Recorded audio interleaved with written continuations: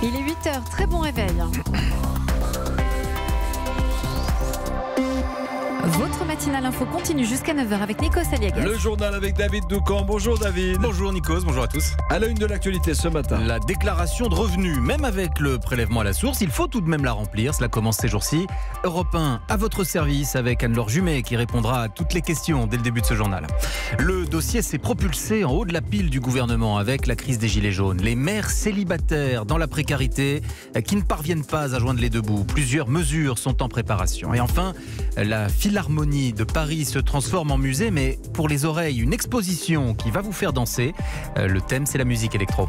8h12, Benyamin Netanyahou va-t-il survivre aux élections qui se déroulent aujourd'hui en Israël? L'analyse de Vincent Herouet. À 8h15, Audrey Crespo-Mara qui reçoit Jean-Paul Bailly, l'un des garants du grand débat national.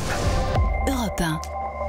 Prélèvement à la source ou pas, il faut pour l'instant toujours remplir sa déclaration de revenus. Elle commence à arriver dans vos boîtes aux lettres et le service en ligne ouvre demain. Bonjour Anne-Laure Jumet. Bonjour. Avec la réforme du prélèvement, les contribuables se posent beaucoup de questions. Anne-Laure, qu'est-ce qui change pour la déclaration de revenus? Alors d'abord, vous allez devoir déclarer vos revenus sur Internet. Même si vous recevez encore la déclaration papier, tous les contribuables sont désormais concernés, sauf ceux qui n'ont pas accès à Internet. Alors cette déclaration, elle va servir cette année à actualiser votre taux d'imposition. Et ce nouveau taux, eh bien, il s'appliquera à la rentrée prochaine sur vos revenus du moment. Vous allez aussi pouvoir mentionner les dépenses 2018 qui donnent lieu à des crédits d'impôt comme l'emploi à domicile. Vous avez peut-être reçu un acompte de 60%. Eh bien, le fisc va ainsi pouvoir calculer ce qu'il vous doit encore ou ce que vous lui devez s'il y a eu un trop perçu. En tout cas, les Français sont allés à la pêche aux informations. Selon les chiffres que nous vous révélons ce matin, il y a eu depuis janvier 40 millions de connexions sur le site impôts.gouv.fr et c'est 10 millions de plus que l'an dernier à la même époque. Alors la corvée de la déclaration de revenus va disparaître. C'est le projet de Gérald Darmanin. C'est pour quand? C'est pour qui? Alors c'est prévu pour l'an prochain et ce sera progressif. Première cible, ceux dont la situation ne change pas d'une année sur l'autre. Entre 6 et 8 millions de foyers, 2 contribuables sur 10. Mais l'objectif, c'est d'aller plus loin en nous incitant à mettre à jour au fil de l'eau notre situation fiscale. Alors, il y a la question des indépendants et puis aussi celle des niches fiscales, nombreuses en France. La disparition pour tous n'est donc pas encore pour demain. Merci à vous Anne-Laure Jumet pour toutes ces informations. David, on va parler maintenant de ces mères célibataires qui ne parviennent pas à joindre les deux bouts. Oui, parce que bien souvent dans la précarité, c'est un problème majeur qui a été mis en lumière par la crise des Gilets jaunes et par le grand débat national. Parmi les annonces que prépare le gouvernement, plusieurs mesures les concerneront directement. Justin Morin. Leurs témoignages ont été récurrents sur les ronds-points de Gilets jaunes. Emma pourrait toutes les représenter. Rencontrée à Lorient par François Coulon, elle s'occupe seule d'une petite fille handicapée de 7 ans. Cette mère isolée est passée de 2 400 € par mois en couple à 700 €. Je ne vis pas, je survis, monsieur. On va à l'essentiel et même l'essentiel est difficilement atteignable. Ma fille ne manque jamais de rien, mais les repas pour moi, c'est souvent que des pâtes. On survit. Les associations les ont pourtant identifiées depuis longtemps. Au Secours catholique, elles représentent un tiers des familles accueillies. Mais il s'est bien passé quelque chose, confirme Véronique Fayet, présidente de l'association. Le mérite de cette crise des Gilets jaunes, effectivement, c'est d'avoir rendu visible des gens qu'on ne voit jamais dans l'espace public parce qu'elles sont seules pour tout. Elles n'ont pas le temps d'aller prendre part au débat public habituellement. Donc elles ont justement crié leur solitude et leur isolement et leur besoin qui est un peu de collectif, des lieux de convivialité, des lieux où elles parlent de leurs soucis d'éducation des enfants. Donc effectivement, il y a du pain sur la planche. Le gouvernement a déjà entamé des tables rondes avec les associations qui désormais attendent des actes. Justin Morin pour Europe 1 et j'ajoute que le Premier ministre continue d'exposer le bilan du grand débat national. Cela se passera à l'Assemblée devant les députés cet après-midi et demain au Sénat. Le père Hamel va-t-il être béatifié? C'est la question à laquelle le Vatican va devoir répondre. Nous nous souvenons du prêtre Jacques Hamel, 85 ans, assassiné dans son église de Saint-Étienne-du-Rouvray par 2 djihadistes. C'était le 26 juillet 2016. L'archevêque de Rouen est arrivé hier à Rome. Il va remettre aux autorités ecclésiastiques un dossier plaidant pour que le père Hamel soit reconnu comme martyr.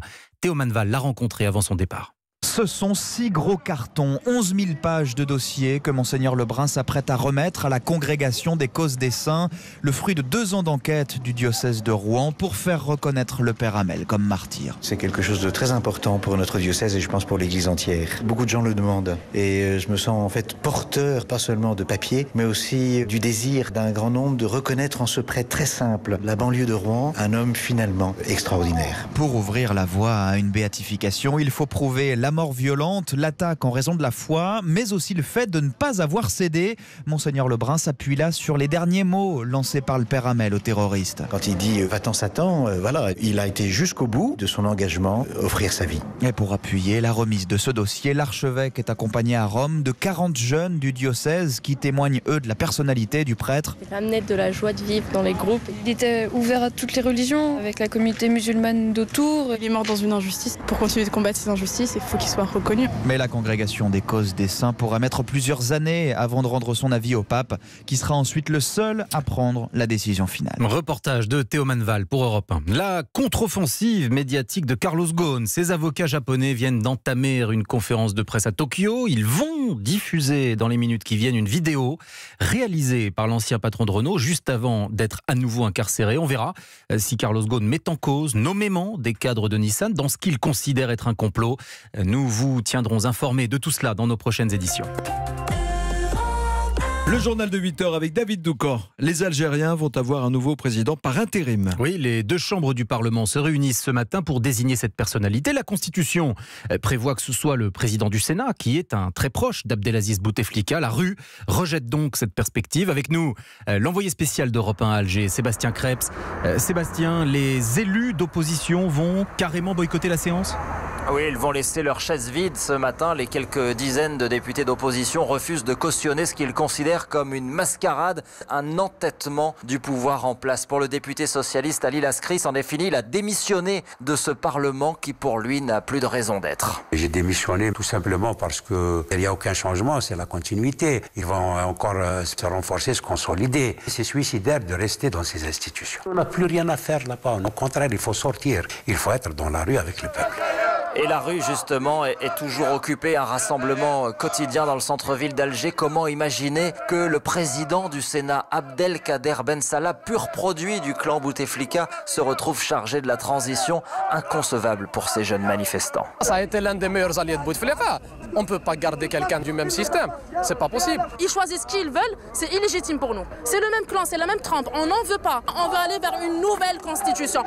Pour eux, aucune transition démocratique ne pourra aboutir au sein des institutions existantes en qui personne n'a confiance. Il faut tout balayer et tout reconstruire. Merci à vous Sébastien. Sébastien Krebs, l'envoyé spécial d'Europe 1 à Alger.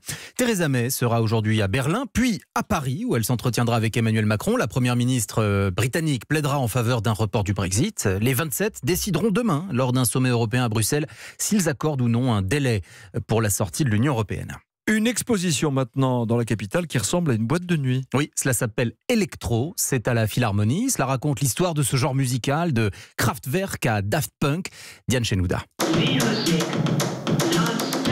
On est plongé dans un bain d'électro entre l'univers des Daft Punk et le pionnier Jean-Michel Jarre,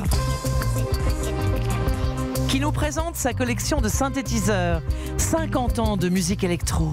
On travaillait sur un magnétophone avec des bandes magnétiques. On faisait des boucles, non pas comme on peut les faire aujourd'hui avec des séquenceurs ou avec des ordinateurs, mais avec des ciseaux, du scotch et de la bande magnétique.